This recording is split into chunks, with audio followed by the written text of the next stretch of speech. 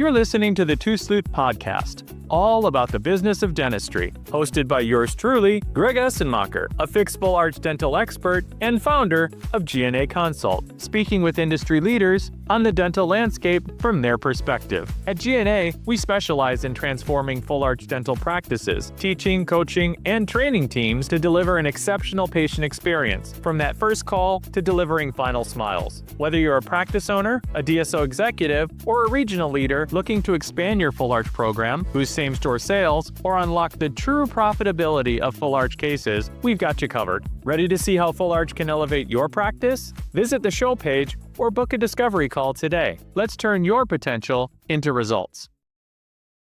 Welcome back to the Tooth Sleuth Podcast, everyone. Greg Essenmacher here. Hopefully you know me. If not, like, share, follow, subscribe. Yeah, all those things. I'm really excited today. I have on none other than one of my sales trainers at GnA Consult, Sarah Bogard. Sarah comes with a ton of experience in the industry, and she's come on today to tell us everything that she knows. So get your pencils and paper ready, or I guess your fingertips, because most people just take notes electronically, Sarah, right? Isn't that what people do now?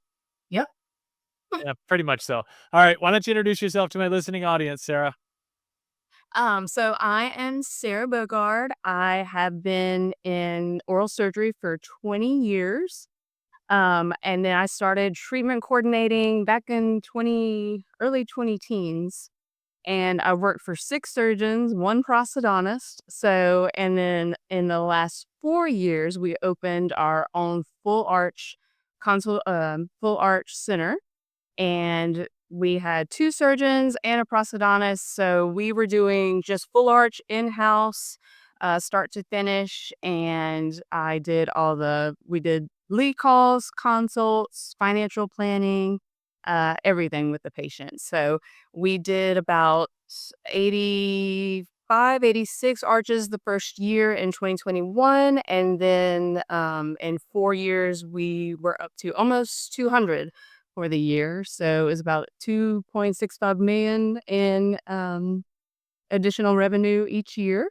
So we would do pretty routine cases, but we also did the super complex ones. The surgeons really specialized in the zygomatic implants for patients that had no maxillary bones. So yeah, they were really cool to watch. And sounds like you were doing end-to-end, everything from the very beginning all the way to the end. And then as you grew, I know, because I know your story, you actually were bringing somebody in to handle some of those lead calls and train them and working with the system and being able to share those responsibilities. How fun is that? Well, I want to dive right into it to give as much content as possible to the listening audience and pull out some of those pearls that I know that you have to share with them. So spending time as a treatment coordinator the last 4 years before you came over to GnA Consult. So what is it that drew you to that side? Because you were an assistant, right? You were a surgical assistant for a number of years. What drew you to the front of the house, working patient facing rather than having them knocked out in the chair and doing clinical work? What was that draw for you? So I had one of the surgeons that I worked with, he had a very large implant practice. And we really wanted to start doing implant treatment coordinating. And it was pretty new concept to the practice, to us, and to where we would bring back the patient, connect with them, walk them through the process. Because even a single implant, there's a process. And if there's a bone graft, everything. So I would walk the patient through the entire thing. And with this specific doctor, of learning with him of the empathy he would have with patients and sitting down with them, and nothing else mattered in the world but this patient. And it really clicked for me of, wow, this is something of taking the time with those patients. So I loved doing the treatment coordinating and learning all I can from him and his verbiage and watching the patients go through the journey. And then once they opened the full arch practice, they offered me the job of, hey, you want to do full arch treatment coordinating? So it flowed pretty easily when I already knew their background and knew the background of implants to do the full arch. So, yep. Well, and at GnA Consult, we have our trademark sales process of the EAZ, and empathy is a big part of that. That's the E, and you know that full well. But I want to go back, because what is it that you going through that journey of being a treatment coordinator, talking with patients on the single implants, but what has that mind shift been for yourself? And then what do you see it with clients that you're working with to go from, those singles and the smaller cases to full arch and handling full arch? So with full arch, it's a deeper emotional connection with the patient because it's complex treatment for these patients. Some of them may know a little bit of the process, but a lot of them are coming to you. They know a little bit about it, but they're so complex of really taking your time with the patient, having that emotional connection of sitting with them, learning their journey, letting them sort of you're gonna be a therapist to them of just drawing out what their vision is, what their goals are in this it's complete mouth rehabilitation to where it's not just a single implant, it's a complex case. We can get it all in one day and then financially too, walking them through that. So it's bit more complex of just having that connection with the patient so you can walk through them and have that rapport with them and guide them to exactly what they need. So, yeah. And you do that with the EAZ communication framework. So, can you walk us through a little bit about what that means and why it works so well when you're dealing with dental implant patients and in the bigger cases? Yeah. So empathy first when especially in the consult when you're talking to them of understanding where they're coming from. They may have had some trauma in the past or they couldn't afford any kind of dental services when they were younger, so it was just pull out their teeth. Or life got really hard and this is where they are now. So they're very vulnerable. So having that empathy of you completely understand, you know, um, a lot of patients come to us, seeking this, letting them know they're not alone in this and validating them and their concerns. And then assurance is just assuring them that they are in the right place. They're afraid they're not in the right place or they're going to make the wrong decision, but confidently being assuring them of where they're at in your clinic is what's going to give them that assurance that they need to move forward. So assure them that they're in the right place. You're going to take care of them. And then the zeal is I like to call it my little cheerleader of you are so excited for them that they've made this decision for themselves finally and that they chose you, that they are coming to you to move forward in this. So it's just that energy level of a little bit above the patient, just letting them know of I'm so excited for you. This is a big moment for you. You're changing your life. You're changing everything. So that's what the EAZ is and walking them through it. Yeah, and I love that, right? Matching your energy with the size of the case, right? The size of the commitment investment that the patients are making. So, can you share an example of how you help coordinators like turn this complicated explanation of full arch because it's so much information they're trying to absorb in such a short period of time into something that's simple and, to use your word, assuring, right? That's reassuring for them? So, really, with training TCs, I always tell them they're going to get the patient back and already kind of hint around to the process of it. And then the doctor's going to come in and walk through the process again, diagnose, and get a little bit more complex. And then when the doctor leaves, too, you're going to talk about it again. So, the more you can talk about it with the patient of the flow so they can understand it, the better but then you're gonna be the bridge between the patient, the doctor, the whole workflow of walking them through simply in simple terms and answering their questions confidently. So you wanna make sure that you know the whole process, you know everything you can of what questions they're gonna ask so you can answer them confidently because that's what the patient is looking for, that direction. So you are going to be walking them through all the way to setting up the surgery. So, yep. Which is so critically important that, speaking common language for the patient so they don't feel, less than because I mean, we've been in full arch for a long time, right? Just between you and I. So we understand a lot of the language, the process and the procedure, but with the treatment coordinators, helping them to understand they need to have a level of knowledge, but to be able to speak the language or at the level that a patient's at. Some of them may be very well versed in it and have gone to a number of different consultations and are really just looking for that, right? That home to be able to have the procedure done, that assurance that they've come to the right spot. But others might have really no clue and they're coming in and they're trying to learn, which leads me to my next question. I know that you like to teach in what's called the buyer types, right? That there's different buyer types out there, that can be, whether it's on the lead calls that are coming in and that are coming in for a consultation, but when they come in for a consultation. So training on the different buyer types, right? So how ready they are, if you will, or how much knowledge they bring in, or what type of patients they are coming in for the consultation. So can you share a little bit on that and speak a little bit about what that looks like? Yeah, so you have the 3 main buyer types where the first one is, what everybody wants is the buyer, where they come in, they've researched, they know what they want, and they're like, "I got cash, I got money to put down, I just wanna move forward." Great. All you have to do is point them in the right direction, let's get you scheduled, let's get you moving. And And I then think not only for full arch, I think like most of the manufacturing reps out there wish that were the case. I think and then the next one, which is always my favorite, was the researcher. So the researcher is the one that they kind of know a little bit of information on it, but they need to be educated and walked through the process because they're the biggest ones of they're afraid of making the wrong decision. They're afraid of looking vulnerable and I hate to say it, but they don't wanna ask dumb questions or they feel dumb asking those questions, and reassuring them that it's not a dumb question, that's a great question, and making them feel validated, seen, and you're completely normal, that's completely normal.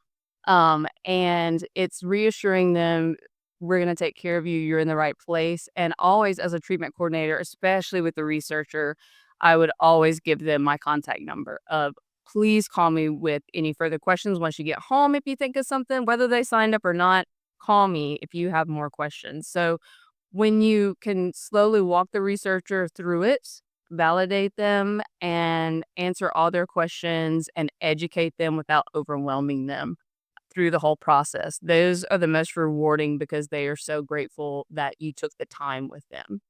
And then the last one is the tire kicker. Everybody's experienced this one. They're kind of vague of, yeah, I heard about some implants. I don't know if I want to do this. I don't have the money, but what you got? So it's more of just giving them a positive experience because you're not quite sure if they're going to move forward today. But giving them that positive experience, educating them that way, in the future, once they decide I'm ready to move forward, I had such a positive experience with that treatment coordinator at that clinic and they took the time with me and I think I want to go back there because they were just really nice and they knew what they were talking about. So just always putting that positive experience on the patient. So with the buyer types. Well, in your favor that you're talking about the researcher, what I'm hearing you say is it's really balancing the education with the personalization, right? And making sure, especially with giving out, the phone number of I'm here, right? It's not the name of the dental clinic or the name of the group, whatever the case may be, but me, like I'm here to answer your questions and making that one-to-one contact so it doesn't seem like the big boogeyman, right? Because I'd have to think that, you know, Jenny, why now? After 20 years, you've got a bombed out mouth. You haven't been to the dentist in 20 years, right? Or if it's a matter of, okay, so you've got two root canals with crowns, you've got a partial over on this side, you've got a bridge as well, and now you've got a cracked tooth. Like it's just time, right? Mhm. Or even like a third different patient who might come in and maybe they made some different life choices and now they've been clean and sober for 3 or 4 years and it's preventing them from taking that next step in their career because they've got a jacked up mouth still, right? But there's people that might be able to support them now financially and like saying, yes, I will co-sign a loan because you don't steal my purse anymore. You don't, fill in the blank and they can be trusted again. So there's so many different scenarios. I'm just giving a few examples and I love that you shared that. And one of the things that I want to ask you, because you've sat in this seat, you've done it, and that's why, you're part of our team. I love that because I know of the listening audience, whether they're doctors or treatment coordinators or even interested people on how to influence, right? How to win friends and influence people, I think is what Dale Carnegie. My gosh, I just dated myself going a long way back. It's still very, popular, right? It's still very pertinent. Um, so how do you balance, right? The not wasting time with we'll just call them like low intent patients while still planting those seeds for the future. So if they do end up moving, because I'm assuming they can move, right? From tire kicker to researcher to buyer and back down and all the way through, and you can bring them through the buying experience. How do you balance that? So it's really feeling out the patient. You know pretty quickly what type of buyer they are just by spending a little time with them. And the more experience you have, the more you'll continuously learn the buyer types. But you'll know pretty quickly if it's a tire kicker where you want to spend an appropriate amount of time with them. You don't want them to feel neglected or anything, but of just reiterating like the positive and giving them that positive experience. And I'm always here if you want to reach out and have more questions or if you're ready to move forward. Just, you know, reiterating the positive experience for them, really. So, Yeah, I think that's so important. And with that, right, being able to create that connection and not only just leave it in their hands, right? You know, is it the George Foreman grill, the set it and forget it, right? It's oh, well, they came in. I guess it's up to them to reach back out, right? Follow up, I'm sure, was a huge part of what you did. And it's what we teach, coach, and train here at GnA Consult is not just following up, but the ways in which to follow up and the tools and resources to follow up. So can you talk a little bit about the method of the follow-up cadence and what it is that you teach, coach, and train here with those that you're working with? yep. So I will actually speak on my own experience. So when I first started out, especially opening our own, full arch practice, there was a lot of we had to learn, and we're constantly learning. So in the beginning, you don't have a ton of those patients, so I can keep up with them pretty well on my own or in my PMS system, my practice management software. To where towards as the years went on, I really realized, wow, I need some way to track these patients to follow up with them. If they're in the PMS system, it's kind of out of sight, out of mind. And if you have a tracker where you can open it up, see where they are, see what their vision was, see what kind of buyer type they are, that way you have a constant, we like to call them touches of reaching out and just touching the patient, of follow up, give them a phone call again, leave a voicemail, give them a text, do it again the next day and the week and, next week until, you hear back from them or you do long-term follow-up with them. But constantly having that for yourself to keep track of those patients that don't move forward. We want everybody to move forward that day, but unfortunately, not everybody moves forward that day and they need, they're procrastinators. So of following up with them and saying, "Hey, I'm here for you if you need anything," but just that constant, um, you're constantly being in their head of, and they'll remember, of, "Oh, yeah, I need to get that done." So yeah, it's critically important now that I see like full scope of how important it is to track and follow up with these patients. So, Well, and you mentioned it earlier. If you made an emotional connection with the patient, it's reigniting that emotional connection through the follow-up and showing that you do care, not just when they were in the practice, in the clinic, and okay, you're going to give me your wallet. Great. I'm going to pretend or show that I care while you're there. But as soon as you leave, it's like, okay, well, if you want to come back and give me money, I'll show that I care again. It's that genuine empathy. It's the genuine connection piece that is what you're talking about with those follow-ups. And it's not just whether you do it or not, it's how you do it. It's through what platform. It's what is it that you're saying? What is it that you're sending? And that's the underlying tone of everything that you're sharing. It's the system and processes you put in place because as you start, like you said, for your own experience in the beginning, okay, so I've got 10 leads. Okay, mm, then 10 more come in. Now I have 20. Okay, 10 more come in. Now I have 30. mhm, Okay, it's getting kind of manageable. And another 10 is 40. And then after 6 months, okay, I have 200 leads. You mhm. better have a good system and process in place. And that's really what we work on and help. So for anyone that's listening, what would you say is one, say, just small shift that a treatment coordinator can make immediately, you know, right after listening to this, that will have the biggest impact when it comes to their full arch case acceptance? I would suggest connecting with the patient, that emotional empathy and their vision of just sitting down with them, taking your time, nothing else matters outside of that room.